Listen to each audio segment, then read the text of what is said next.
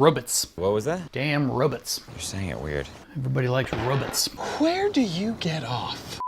Welcome to Shadow Alley. On this channel we talk about horror movies and silicone masks and other creepy things, so if you're into that sort of stuff, feel free to subscribe and stick around. So I recently did like a little kind of short film thing, sort of ish thing. What I had in mind was like a video game cutscene. You know how when they stop the action and do like a cinematic cutscene? I just wanted to do one of my own using a few of my costumes, and my computer really wasn't powerful enough to composite all those layers together, so it really didn't come out anywhere near where I wanted it to be, but it was super fun to make. And in that little cutscene, I wanted to have a robot of some sort, a robot. I wanted to have a robot in the scene. That's just what I pictured. So I went on Immortal Mask's site, and in stock they had the drone and matching sleeves in stock, which means I didn't have to wait for production. Sometimes it can take 3 months, sometimes even more, to produce a mask and get it to you. This was in stock, so it took only about a week, and I was able to do that cutscene with a robot. So just adding a silicone mask, silicone sleeves, really cheap dirt bike body armor, and a black robe or cloak thing,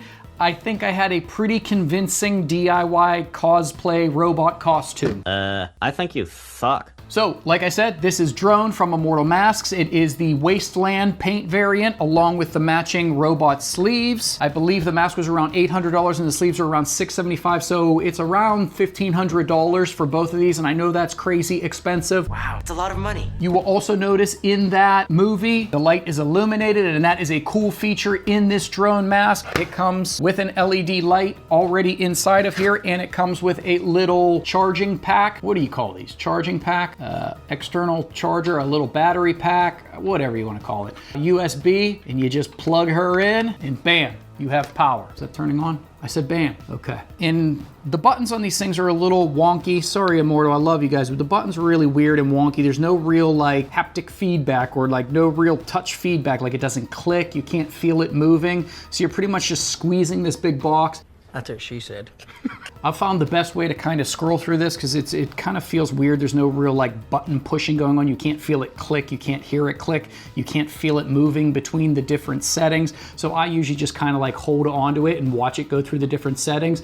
And then sometimes you'll find a setting you like and let go and it'll stay there. Sometimes it won't. But there you go, you can scroll through the different things that it can do. You can recharge this battery pack. I've used this thing for, I don't know, probably half an hour, maybe even longer with it turned on, and it still is 2 out of 4. It's actually lasting a long time, so you could probably get a lot of usage out of one little battery pack, and I'm sure you could upgrade and buy a huge battery pack if you wanted this thing to light up for a long time. But let's go ahead and do a movement video for it, and we will check out how it looks with regular bright light and under a little bit more movie appropriate light. So let's go do that.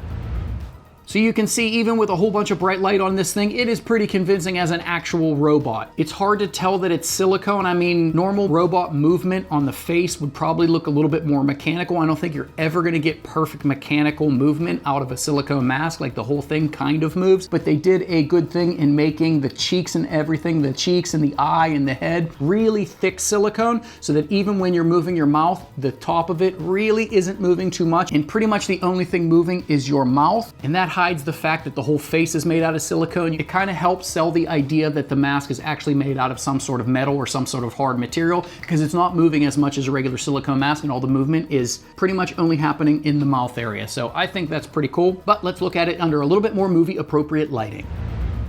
So obviously with a mask, if you're going to shoot it on camera or film, whatever you want to call it, you can get away with a lot of things by lighting it dark or keeping it in the shadows. If it moves too much for you and you don't think it looks like a convincing robot, you can keep it a little bit more in the shadows. You can backlight it so that you can't really see the face, or you can have a character that doesn't have any dialogue. And if you keep your mouth closed and not try to move around, this thing would look pretty convincing as a robot. And it's very usable. I know the problem with foam suits is that once you're running around in them, they're kind of stiff. They rip and tear and the seams end up breaking. This thing, I think you're gonna get a lot more use out of it than you would a cosplay foam robot. It's really comfortable and I think it looks amazing.